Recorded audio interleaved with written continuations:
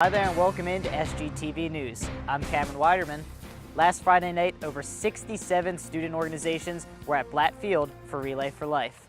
USC students and Columbia residents had their own personal reasons for participating. Breast cancer survivor Jennifer Viglino has her story. A couple years ago, I was diagnosed with breast cancer, and I went through the treatment and everything, and between the support of the American Cancer Society and the support of great doctors, it is survivable.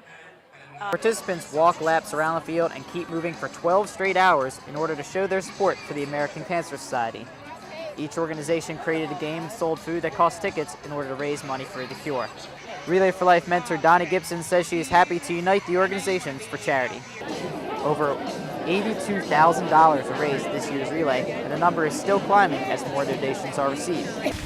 You can still donate online at relayforlife.org/USC. Popular beatbox and reggae musician Matisyahu performed at the Coquettes Center last week. While filming was strictly prohibited, our reporters caught up with Carolina Productions' Julia Blackman with the scoop.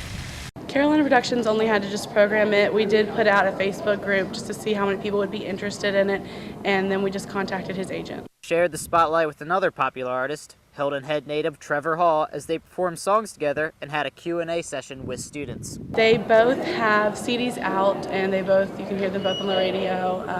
The main thing with Matisyahu is that he's a Hasidic reggae pop star, kind of rap star, and that's what makes him so cool, is that he is an Orthodox Jewish person that kind of comes out, and he uses his Hebrew and with his English. So Matisyahu is famous for his beliefs as an American Hasidic Jew. Many students from the Jewish fraternity Alpha Epsilon Pi attended the concert. I'm Jewish, so being Jewish connects me with his music a lot. The reason my favorite song is Jerusalem is because it reminds me of my trip that I just took to Israel, and we listened to that song the entire time, and it all talks about how if you forget Jerusalem, it would just be a travesty to forget the homeland. The performance was a huge success, with all 3 floors of the Coquettes Center filled with excited students who sang and cheered throughout the show.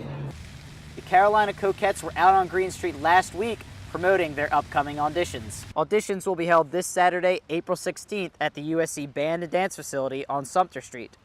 They will start at 10 a.m. and last till about 5 p.m. Any girl who is a full-time student at USC, Columbia College, or Midlands Tech and is in good class standing can try out. Girls must bring the audition form found online at sc.edu/dance-team and a one-time $20 tryout fee. A full-length color picture is also required. Snacks and water are encouraged, as lunch will not be provided. Auditions are extremely competitive, but there is no set number of Coquettes that can be chosen. The entire squad performs with the marching band at all home games and travels to all away and postseason games as well. Lauren Austin, who is entering her 2nd year with the Coquettes, encourages girls to come and try out because of the fun atmosphere.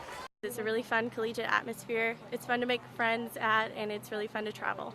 The USC Marching Band will also see some changes next season. Dr. Rebecca Phillips is taking over as Director of Athletic Bands and will be Director of the USC Marching Bands. Dr. Phillips has been at the university since 2007, serving as an Associate Director of the bands and Assistant Professor of Music. She also taught concert bands and various classes. Dr. Phillips takes over the band from Steve McKethan, who was Director of the bands the past 2 years. Dr. Phillips was a member of the band at Florida State University before becoming part of the staff for the LSU Tiger Marching Band.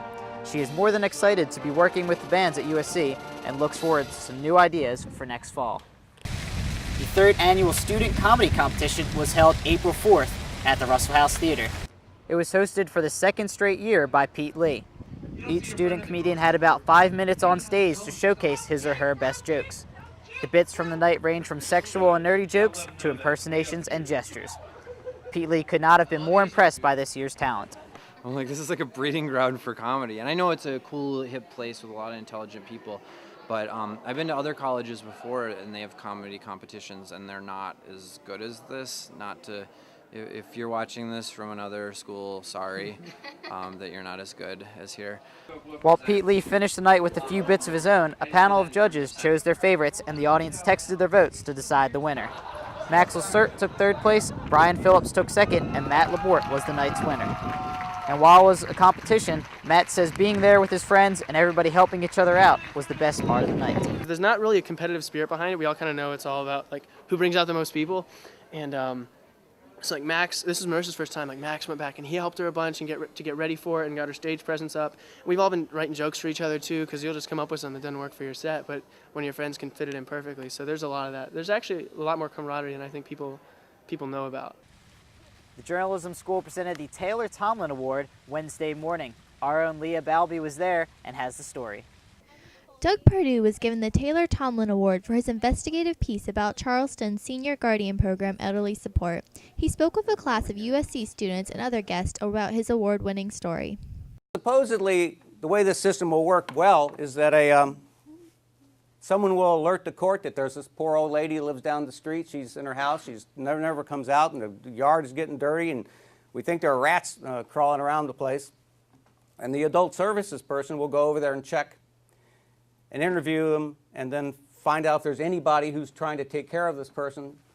And if they don't, they will then go to the court, and they will petition the court to declare the person incapacitated. Perdue discovered many cases in which senior citizens' estates were taken over by the program. And what happens then is that person is taken over by the court. That person no longer has any rights. Ellen Marie lost all rights to take care of her mother's financing, and even to see her mother without the supervision of a court-appointed guardian through the program. That she sometimes yelled at her, that she sometimes got mad with her, that she sometimes wasn't with her all the time. She would leave her sometimes at lunchtime and go do some work and then come back. For those reasons, the court took control of this woman's life. That daughter has spent the last 2 years fighting repeatedly in court to regain custody. Lee Bell Murray suffered great financial burdens after the court took over her affairs. In any one court hearing, you have as many as 6 lawyers there making upwards of $200 an hour, and this woman's paying for it, even as her daughter is trying to regain custody. In less than a year, they blew through every bit of her money. Every bit of it. And then the conservative said, well, got to sell the house now. So they've now sold her house. Perdue ended the ceremony with encouraging words for journalism students, especially in the investigative journalism field. If police see you texting while driving in Columbia, you can be slapped with a $100 fine, and that doesn't include court and processing fees. Madeline Green has more. A unanimous vote from the Columbia City Council means it is now illegal for drivers to send text messages while they're behind the wheel. The law would make it illegal to text, email, and even use Facebook and Twitter while driving a car. Danielle Johnson is one Columbia driver who has doubts about the law. I'm already in the habit of texting anyway, so I don't think it will stop me from texting. Johnson doesn't think the law will be effective, but council members have been pushing the ban to increase public safety. Councilman Brian Newman hopes that people will stop driving while distracted and feels that banning texting while driving is a good start. I think that we're probably all guilty of, from time to time, looking off while driving or possibly wandering into another lane. And I think it goes without saying that if you're looking at a cell phone and trying to draft a composition while driving, then it's not the safest thing to do. Columbia, Clemson, and Camden are the only cities in South Carolina that ban texting while driving. The ban has been long overdue for AAA, who's been educating and pushing for it for 5 years now. AAA has been using billboards and videos to show what could happen to you if you text and drive. A spokeswoman for AAA says that texting while driving is extremely dangerous, more dangerous than drunk driving. Your hands aren't on the steering wheel, your mind is not focused on your driving, and your eyes are off of the road, and it could be a split second, and suddenly you're in a horrible accident. City officials and AAA say that they hope this law will cut down on people texting while driving, but Johnson says that it will be a hard habit to break.